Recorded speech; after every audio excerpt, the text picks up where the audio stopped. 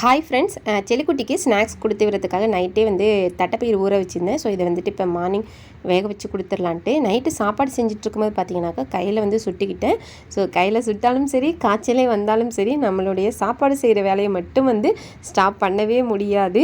ஒரு வேலைக்கு போயிட்டால் கூட ஒரே வேலையாக இருக்கும். அதுவும் சண்டேலாம் பார்த்தீங்கன்னாக்கா லீவு கிடைக்கும். ஆனால் ஹோம் மேக்கர் அப்படிங்கிற பேரில் இருக்கிற நமக்கு மட்டும் பார்த்தீங்கன்னாக்கா எந்த ஒரு ஹாலிடேஸும் கிடையாது, ஒரு ஃபெஸ்டிவல் லீவு அப்படிங்கிறது கூட கிடையாது. இது வந்துட்டு பெண்களுக்கே ஒரு எழுதப்படாத ஒரு விதியாக தான் இருக்குது. இருந்தாலுமே நம்மளால் தான் அந்த வேலையை வந்துட்டு செய்ய முடியுது. நம்ம வீட்டில் இருக்கிறவங்கள நம்ம தான் வந்துட்டு கேர் பண்ணி கவனிச்சுக்கிறோம் அப்படின்னு நினைக்கும் போது ஸோ கொஞ்சம் பெருமையாகவே இருக்குது.